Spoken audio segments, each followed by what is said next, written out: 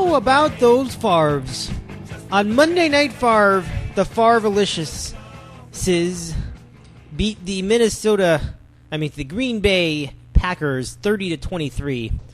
It was all on the feet and the hands of Brett Favre. Favre threw several touchdown Favres. He threw 3 of them on the night. He had gone for 271 Favres at a 77.4% Favre rating for a 135.3 QB rating total. So that is 24 out of 31 Favres that Favre threw tonight, as the Favres beat the Packers in what was eventually a very decisive game over there at the Hubert H. Favre Metrodome in Minneapolis, Favre. What a day for the Favres. Brett Favre, now 39 going 40. He is riding high, and the rest of his Favre mates were there to celebrate with Favre, to just get a good look at how great it is to be at the Favre of the heap. Here in the NF Favre, on Monday Night Favre, they certainly did their best. They certainly played amazingly Favre. No doubt about it. And for the Green Bay Packers, Rodgers was fine. Rodgers had a couple of touchdown passes. Rodgers did okay. Rodgers still threw for 342 yards. Rodgers only had 1 interception. Rodgers had a pretty decent completion percentage. Rodgers had a 110.6 quarterback rating.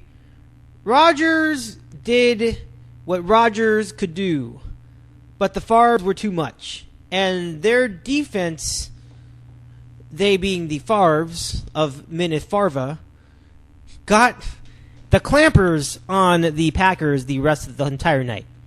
So let's give it to the Favres. The Favres got the Favre done. And they win the Favre 30-20 Favre. Can't argue with that. Not one iota. Not one Favre of doubt in this team right now.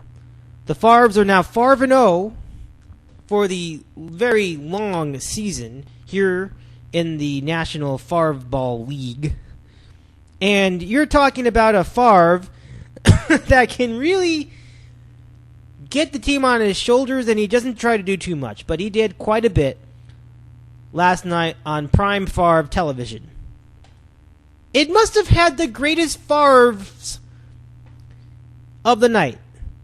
You know, I'm talking like a 12.4 Farving over, let's say, Dancing with the Stars 10.2 Farving, or House in their 5.8 Farving. And forget CBS. CBS was left in the dust. They probably were last night in their Favre-alicious ratings.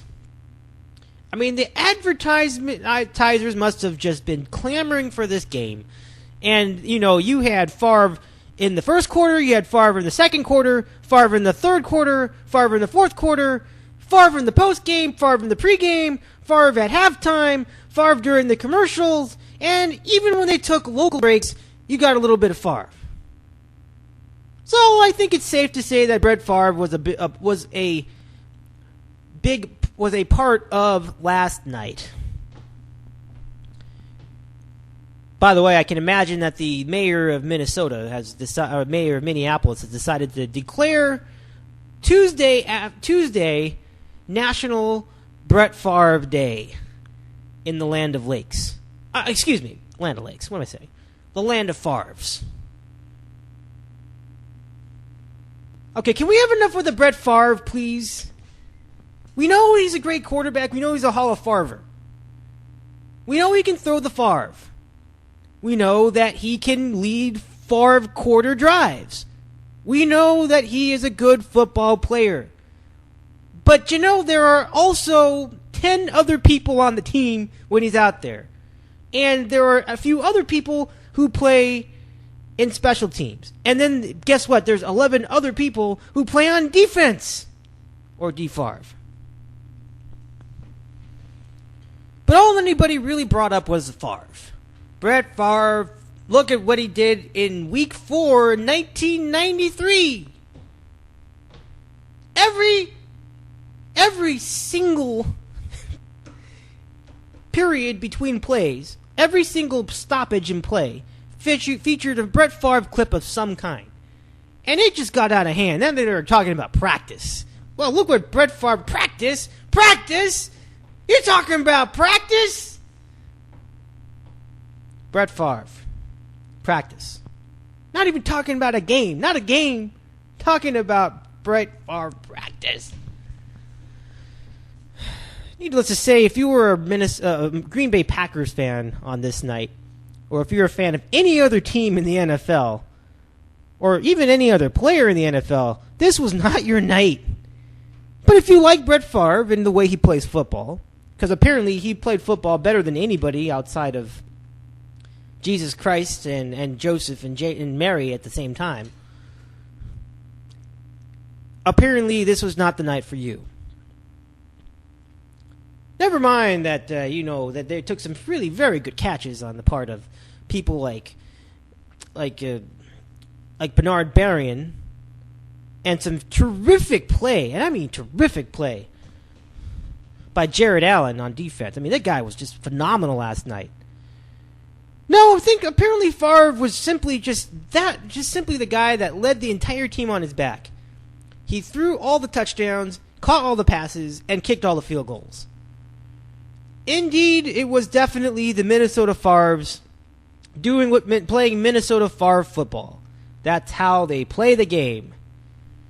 But that was the night in Monday Night Favre Ball.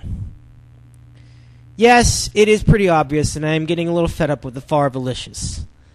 The Favre-alicious press Farvich has really gotten to my head. In fact, I can't even get the word Favre out of my vocabulary. Every other word's a Favre.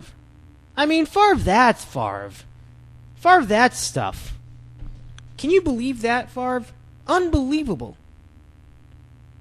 But here I am with my micro Favre, talking about every which Favre, how we Favred up the Favre in another farving night in the NFL. What can you do? What can you do? There are 11 other players. There are 10 other players. There's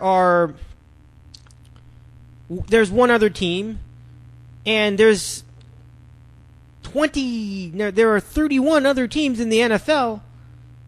Countless divisions, countless games, plenty of plays. But Favre is the one that gets the attention. Well, there you go. The true story of how one network gets a little carried away in its coverage of one guy. One guy. I mean, we should be thankful that ESPN didn't have any part of the NBA back when Michael Jordan hit his prime. Could you imagine the coverage of that? You'd have Jordan's warm-ups, Jordan's breakfast in the morning. You'd have Jordan's drive home would be on SportsCenter. I tell you, I mean, you talk about a sports network that can't get its head out of his jock.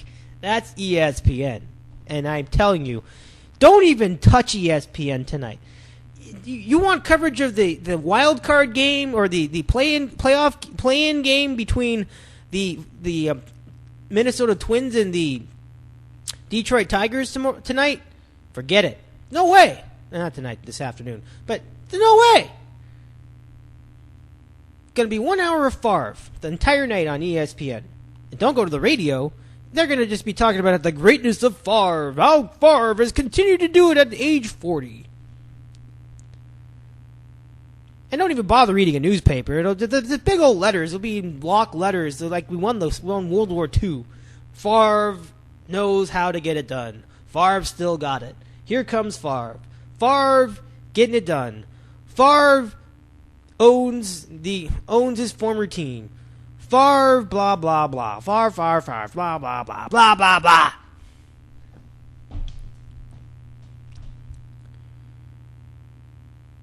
They haven't won the Super Bowl yet, but it seems like they may have acted like they may as well have. What is the deal here with Brett Favre? I mean, I really And I dropped my pen. But what is the deal with this guy? He's doing his job. So I'm not blaming him. Favre himself is fine. I mean, look, he wanted to weasel his way into another team within the same division to stick it to the Packers. More power to him.